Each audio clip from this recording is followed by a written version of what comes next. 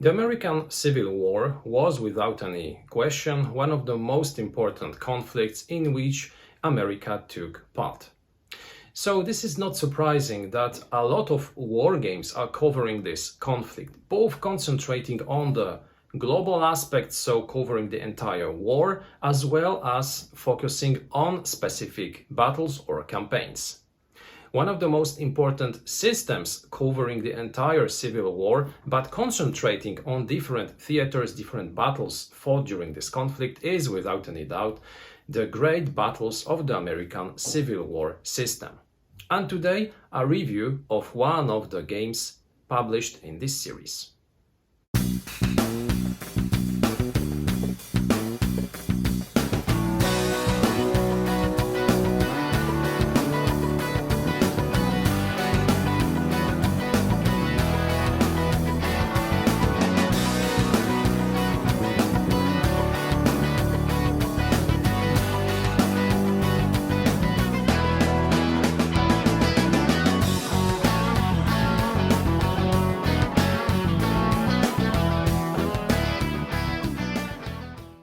Hello, this is Misha Leviathan Sorbet, and this is a new episode of Wojennik TV. As I mentioned a few moments ago, today a review of a very interesting and of a very important game in my opinion. This will be the review of Death Valley Battles for the Shenandoah, published in 2019 by GMT Games. This is a game which is the 7th installment in the Great Battles of the American Civil War series. It is designed by Greg Laubach and of course by Richard H. Berg, who created the first game in the series back in 1976, The Terrible Swift Sword. The system of course evolved across the years and it took the form which is present in Death Valley. The Shenandoah Valley itself was an extremely important theater of the American Civil War because it was very often called the most important cornfield or the most important sector in terms of supply for the Confederacy. It's from there that the Confederates took their grain supply. It's also through there that Jubal Early in 1864 crossed the valley and threatened Washington. So the valley was an important sector for both sides, and the control for both sides of this sector was a crucial objective. The game is focused on the battles fought in the Shenandoah Valley across during the American Civil War, and it is divided into two parts. In fact, we received two games in one box. Firstly, the battles fought in 1862, such as Winchester, such as Kernstown. Secondly, the battles fought in 1864, which pitted Sheridan against Early. So, for instance, again, the Battle of Winchester or Cedar Creek.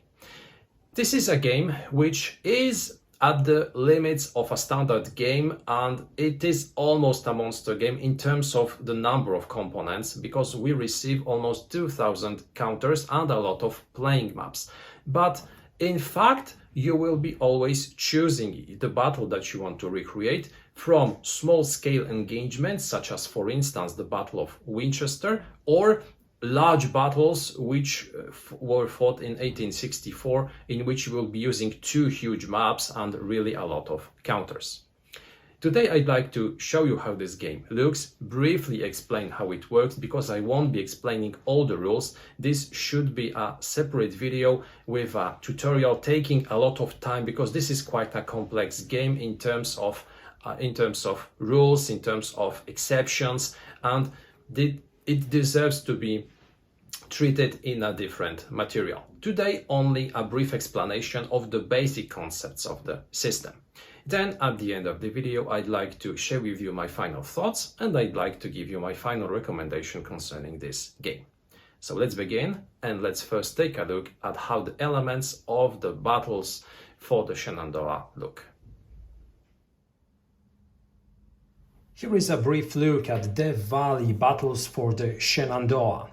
This is the first Battle of Winchester, fought on the 25th of May 1862. As you can see, this is a scenario using a smaller map, but in the box of this game, as I have already showed during the unboxing, we have several other maps, two-sided maps which enable us to recreate all the big battles which were fought in the Shenandoah Valley during 1862 and 1864. In fact, we get two games inside one box because both parts of the game covering 1862 and 1864 work differently. We have different maps, we have a different set of counters, we have a different playbook and different specific rules governing playing the game in 1862 and 1864.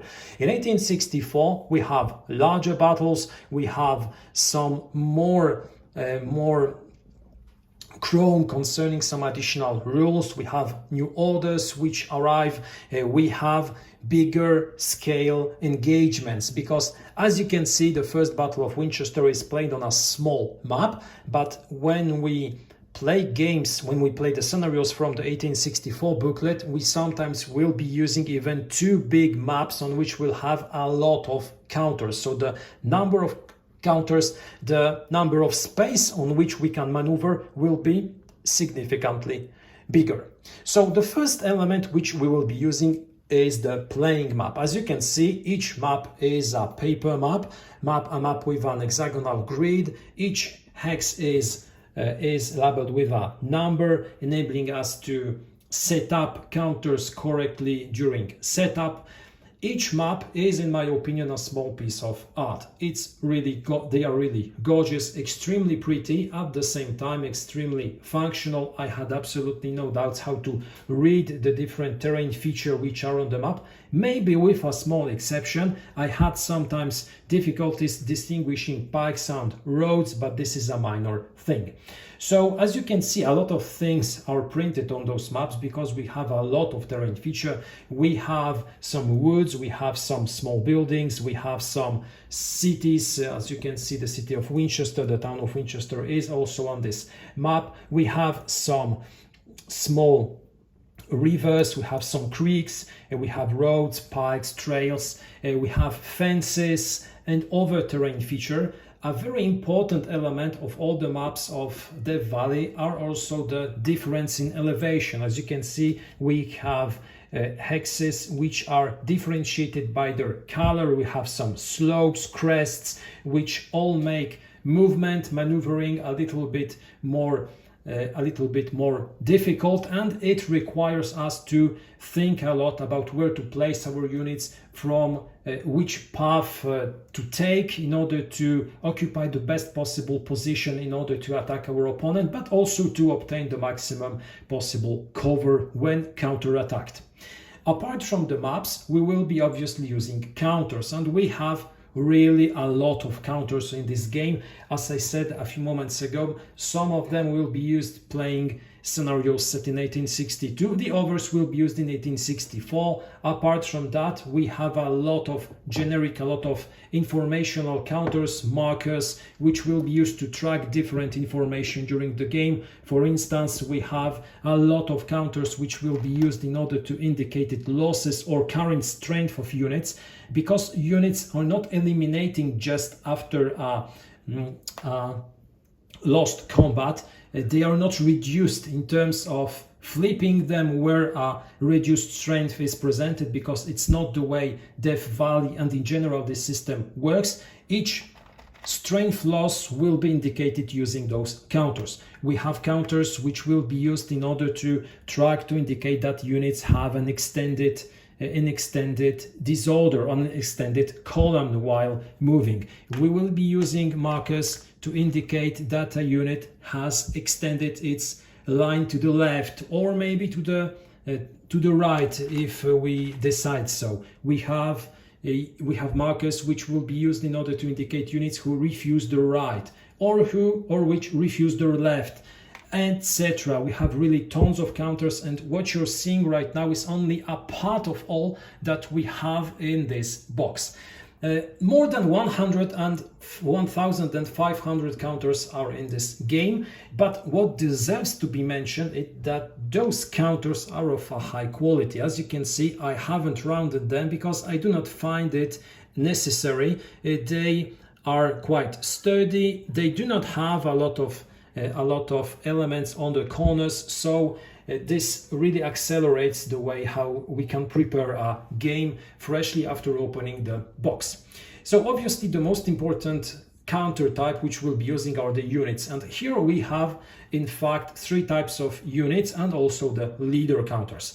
When it comes to the units, we have obviously infantry units, we have also a lot of artillery units, and finally we have also a lot of cavalry units. As you can see, each of those counters has the name indicating their formation. Here, for instance, we have the 28th New Yorkers, or here we have the 6th Virginia elements of a cavalry unit.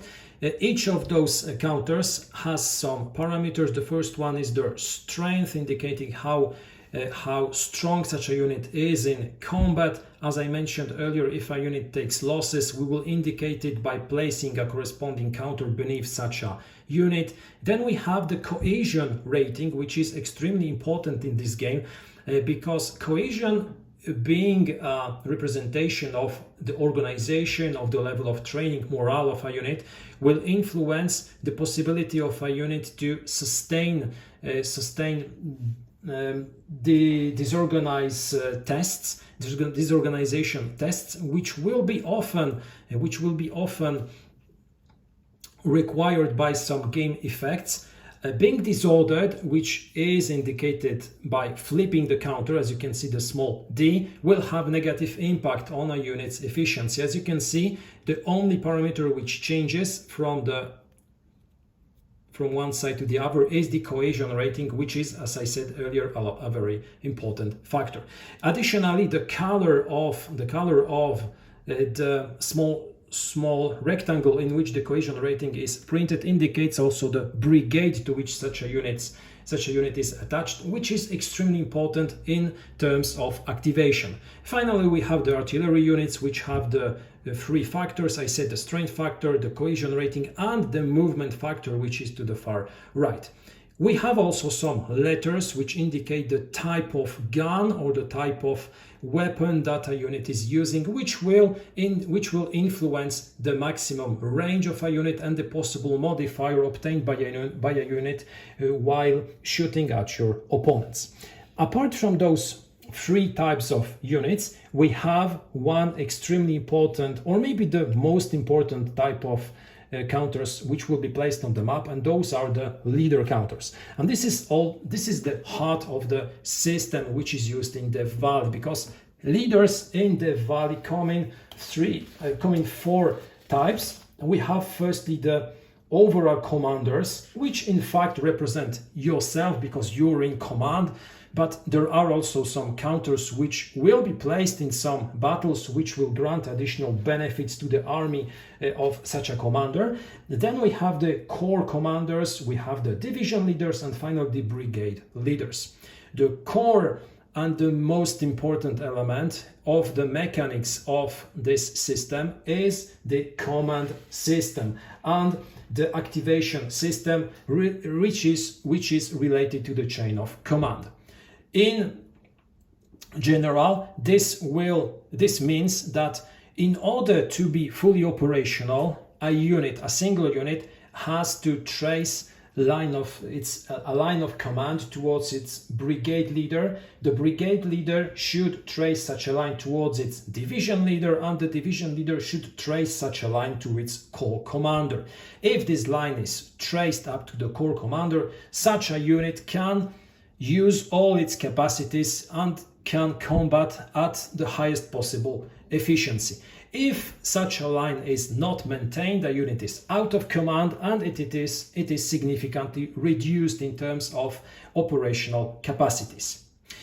Now, each scenario of the Valley is played on a different map and using a different set of rules. We have the core rules of the system, and we have two playbooks, the playbook dedicated to the 1862 battles and the playbook dedicated to the 1864 battles. In the description of each scenario, we have the information how long such a scenario will take, what units which will be used, which of those units will start the game directly on the game map, and which will be used as reinforcements which will enter the game during a given turn.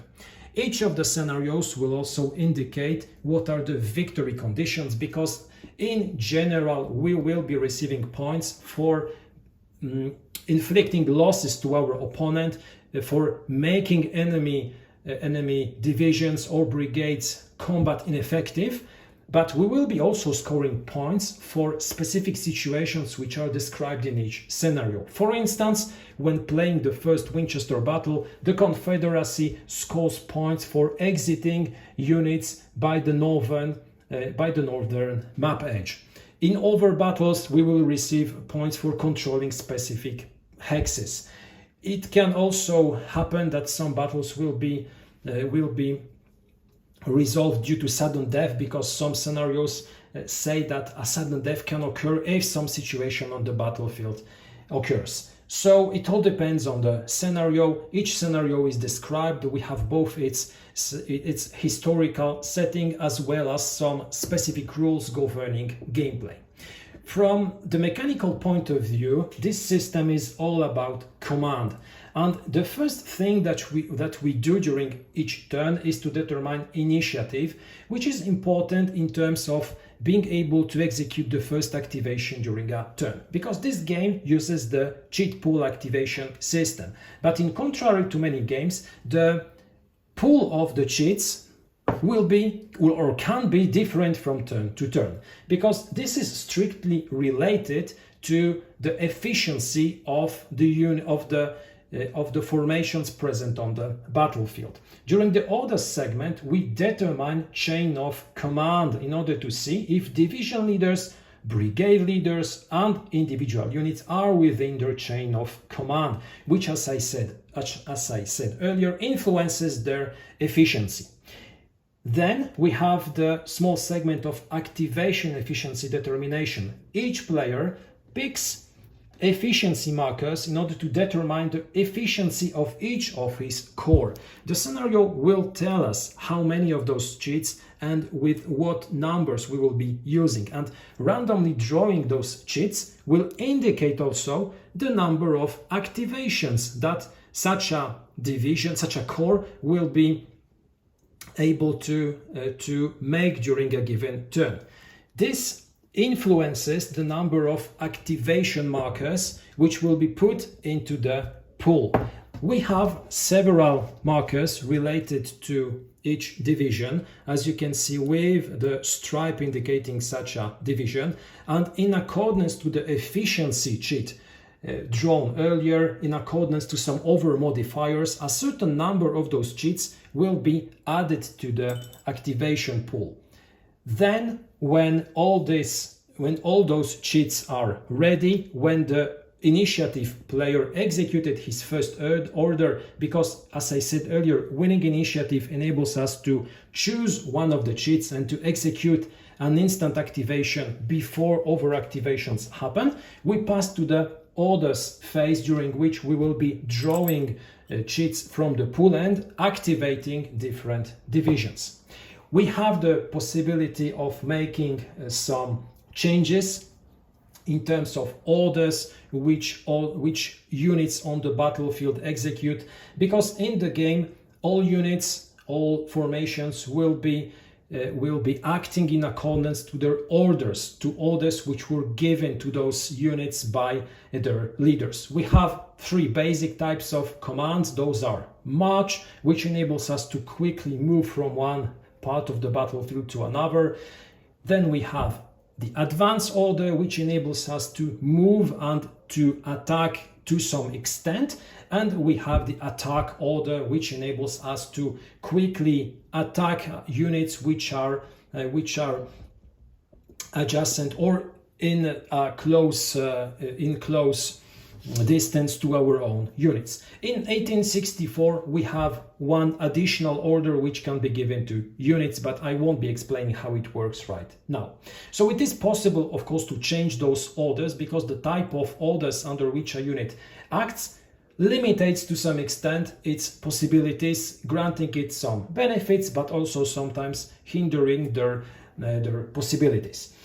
We have the possibility also of coordinating brigades. Leaders can try to coordinate 2 or more brigades from their division in order to act during a single activation, because normally when activating a division you can activate a single brigade indicated by the color in their cohesion box, and we have to use such a brigade and its activation, and only now I could activate another brigade from this division. But if I manage to pass a brigade coordination check, I can activate more than one brigade and, for instance, launch a coordinated attack with all my units. Then we pass to the activation of single formations. As I said earlier, those units will act under their most recent orders. They can move, they can attack. Movement is quite straightforward. We have some rules governing facing, we have some rules governing stacking, but those are sometimes extremely complicated in terms of having a lot of exceptions. So, for instance, stacking works differently for infantry units, it works differently for cavalry units, artillery units, it works differently depending on the order given to units. The same applies to facing, which works differently under march orders, under advance orders, etc. In terms of attacks, we have 2 types of attacks. We have ranged attacks and shock attacks. Shock attacks are obviously resolved when 2 units are on adjacent hexes, but we have also the possibility of attacking units using our firearms. And in the game, we will be having 2 different tables enabling us to resolve fire attacks. Firstly for small arms, secondly for artillery attacks. As you can see, we have tons of modifiers which will be used in order to determine the result of such an attack. The strength of the attacking artillery units compared also to the die roll made will indicate the result, which at most times will be a disorder check, as I said earlier, made by comparing the result of a die roll to our cohesion rating. We have different arms, we have different weapon types, both in terms of small arms as artillery units. Those are printed on the counters, and as you can see, they determine the efficiency of an attack depending on the number of hexes from the attacking unit towards its target. What is interesting in this system is that in contrast to many games, the shock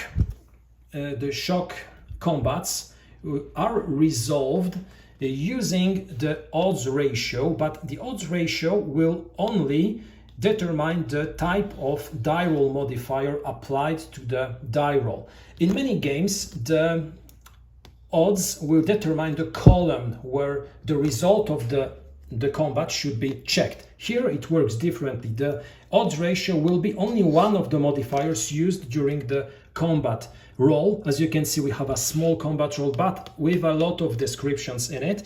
The result of the die roll will be modified by different modifiers, including the odds ratio die roll modifier. So this is an interesting approach. I liked it. I think it's original. It's quite interesting. The results of those attacks can be, again, some disorder checks. We can make the defenders retreat. Sometimes we will be retreating ourselves. We have the opportunity to continuate shock attacks. Sometimes also we will be conducting advances, etc. This is quite interesting. This is quite well explained in the rules. After an activation marker is fully resolved, we draw another one, and we draw those markers until the pool is empty. At the end of the turn, we have a short end of turn segment during which we will have the replacement recovery phase, so we can rally units. We can also remove fatigue markers, because in the game we can track also fatigue, we can track ammo, we can track a lot of different things. Finally, we pass to a new turn and we play a new turn using the same sequence. So those are basically the basic concepts of the system in which Death Valley was designed. As I said a few moments ago, the most important element of the system is the command system, is the activation system, and this relation of efficiency,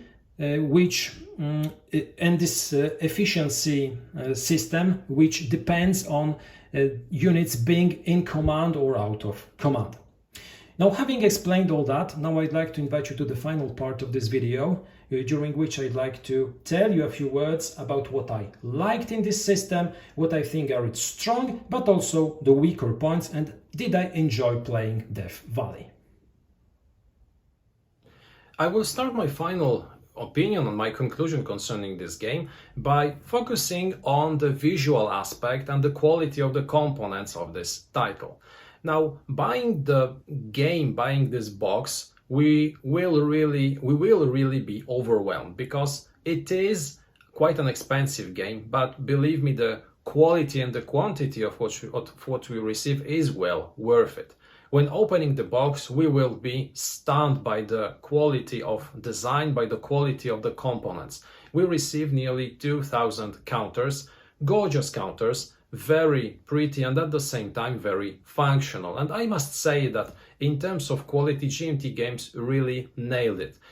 The artwork on the counters really stands out, and it is at the same time very functional. We do not have a lot of information on the counters, but it is obviously a thing which has to be well done in a war game in order to enable the players to read correctly the stats and not to focus on the small information which is printed on the counters. Here it's not the case. It is a game which uses not a lot of information on the counters, and they are well presented. I like the colors used in the game. I believe that the counters, also due to their quality, due to the way they were cut, is also extremely functional, because you won't be needing to, you won't have the need to round those counters to clip them. They very easily come from the sheets, and you won't need to round them or to cut the edges. Sometimes you do have some small things around the counters, but it's not a big issue. So you will also not be needing to spend a lot of time clipping those counters. Unless you like it, this is of course a big plus. Secondly, apart from the counters, obviously you receive a lot of maps. Those maps are paper maps of a high quality. I really love the artwork used in this game. They are extremely pretty, and just looking at the maps makes me want to play the game. Additionally, you receive a lot of them. So what makes this game quite unique is that you are buying a single box, but in fact you are buying 2 or even 3 or 4 different games. We have a lot of games published in a single box covering a single battle. Here you have 8 battles, so a lot of things are going on, and this is also the reason why you get such a big number of counters.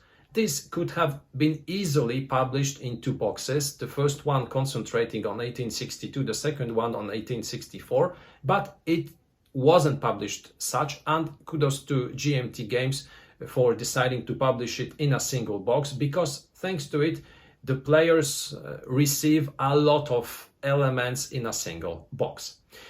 The quality of the maps, I said I really like it, but what about their functionality? What about the way how those maps are then read? I believe that they are not only pretty, but also they are not overly complicated.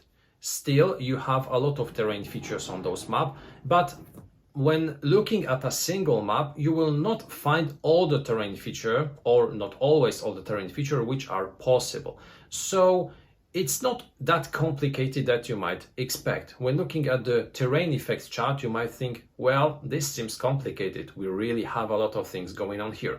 And sometimes it will be the case. But fortunately, those maps are not overly complicated. At the same time, they are offering a lot of strategical options. Taking the correct path, using the best line of approach to your opponent, maintaining line of sight to your opponent will be crucial elements. And knowing the battlefield well, exploiting the way how some terrain features are located will be important factors, and I like it a lot.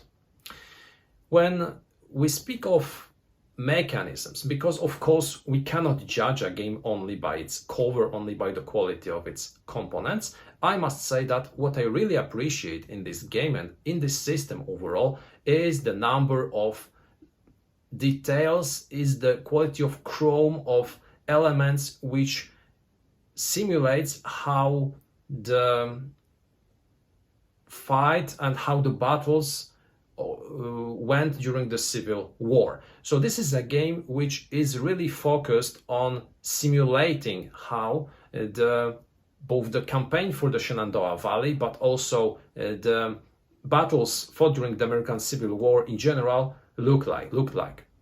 So we have tons of rules governing such things as chain of command, as types of artillery, of different types of equipment, as different formations, extending lines, as different types of orders such as march, advance, attacking, different types of units. We have skirmisher units, we have standard line infantry, we have specific rules governing dismounted cavalry, we have the possibility of creating breastworks, we have counters which are tracking fatigue, we can track ammo, really a lot of things, and all of them used in a game will give you the feeling of playing an American Civil War game, because it's all up to this. It's the way how you use those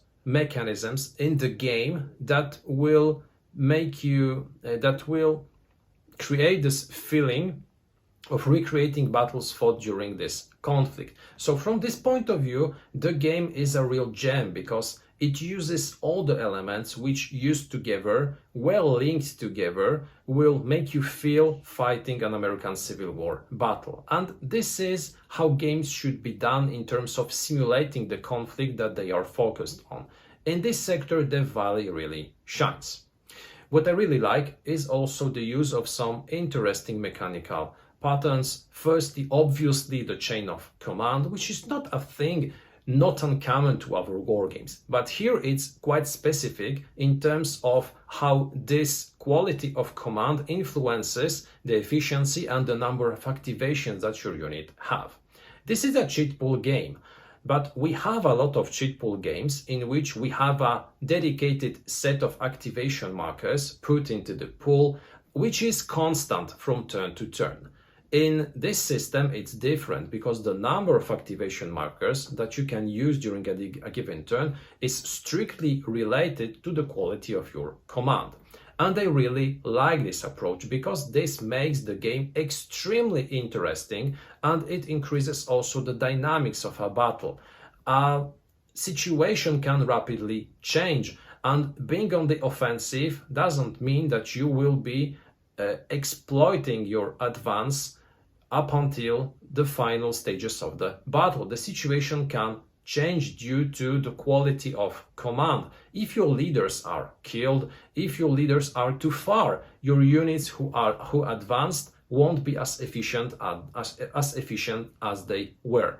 And I like this approach, because in terms of command, this was an extremely important factor of all the battles fought during the American Civil War. We had situations in which the death of a leader influenced the outcome of a battle, and this is all here in this game.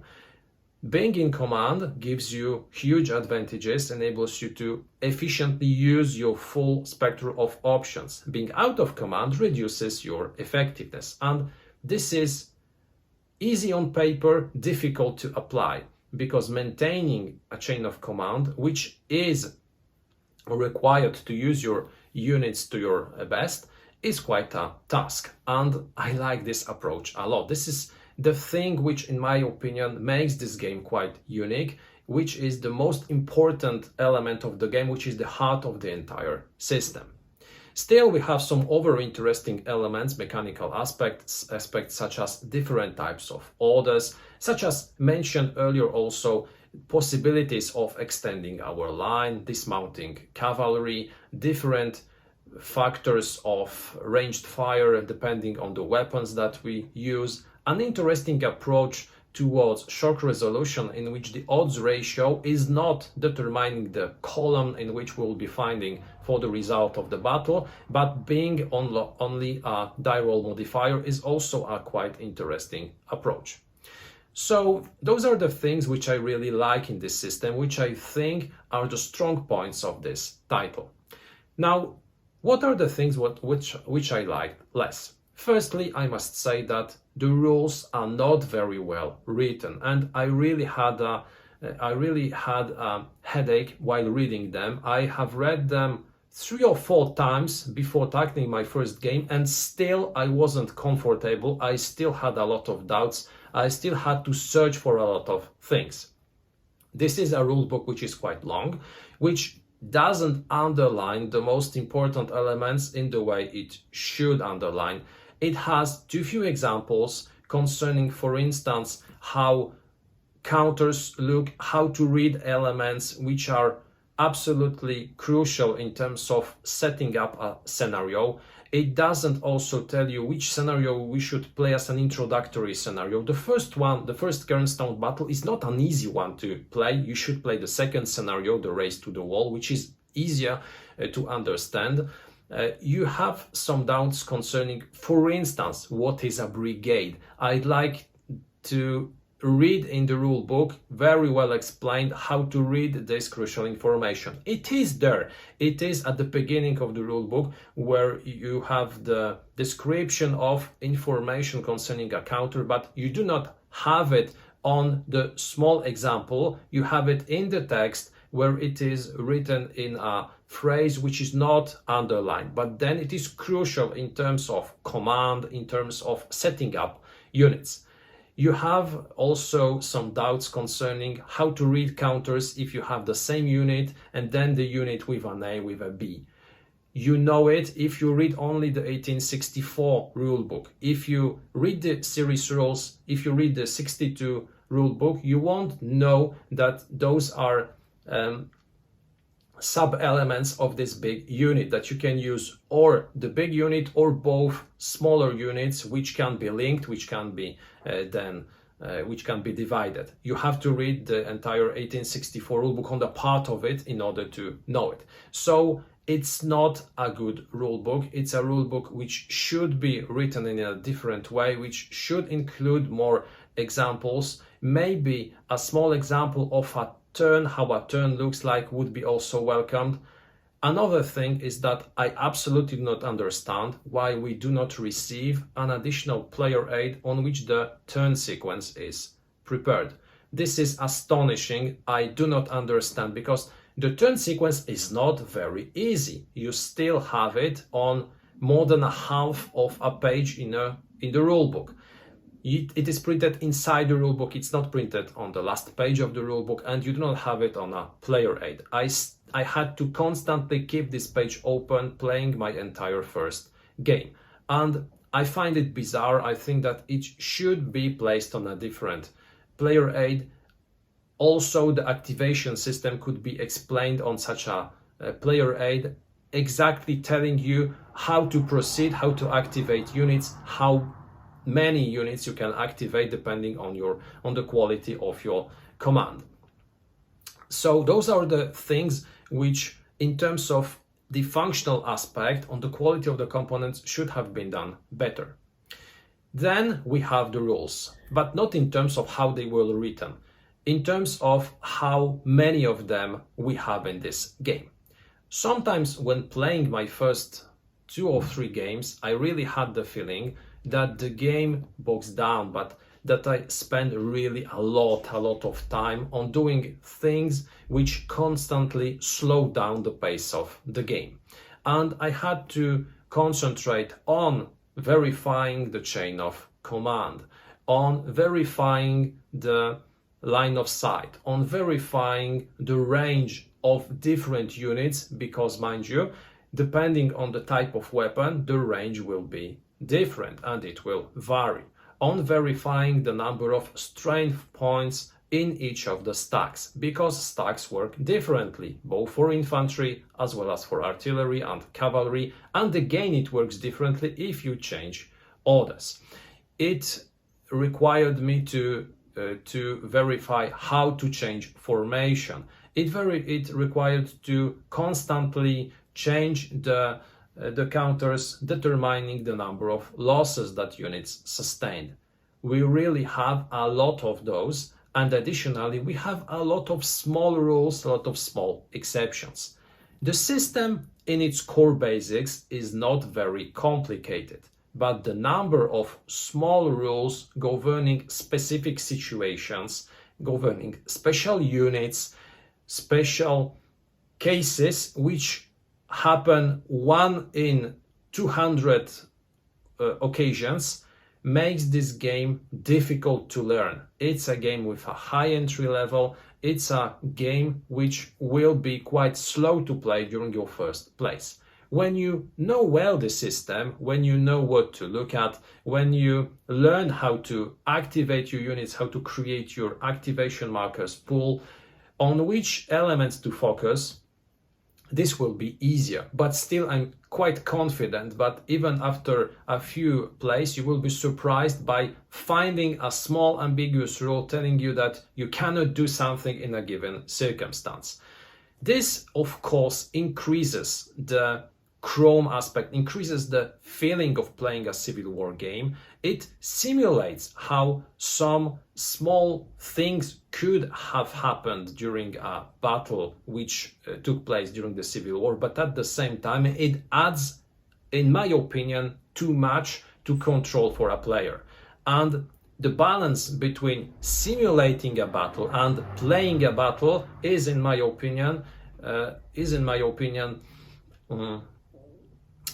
not maintained. We have a lot more of simulation than of really enjoyment. It was my personal feeling. Of course, you are welcome to disagree.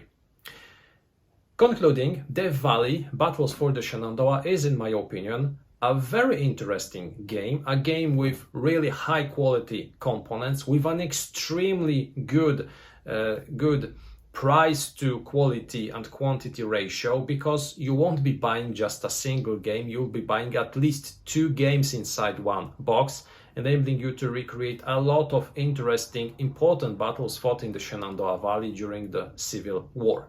A game with a lot of interesting mechanisms simulating how battles during the American Civil War looked like, enabling you to feel just like a general felt in 1862, 1864, directing his troops and taking care of a lot of elements which enable you to efficiently use your troops. At the same time, it has a quite high entry level. It has a rule book which is not very player friendly. It is a game which requires you to spend a lot of time, invest a lot of time to fully enjoy the game. If you're a Civil War geek, this is something which you will love, which you will enjoy. If this is not your favorite epoch, if this is not your favorite topic, and if you do not like games in which you will have to really slow down the pace of play, looking for some ambiguous, very rarely used rules, this is not something for you. Still, I enjoyed the Valley as an experience. I didn't enjoy it in terms of playing the game. I enjoyed it in terms of learning about the battles fought in the Shenandoah, in terms of learning how some logistical aspects, organizational aspects looked like during the Civil War. From this point of view, I really enjoyed this title. As a player, as a wargamer, I still prefer to play other games concentrating on this conflict, which in my opinion are less complicated and less focused on details. This is, in my opinion, the element which might detract some of you from this series. This was the review of Death Valley Battles for the Shenandoah, released by GMT Games. Thank you a lot for watching this video. I invite you also to take a look at our other videos. We have both unboxings and reviews published in English every Tuesday. Have a terrific day and see you next time.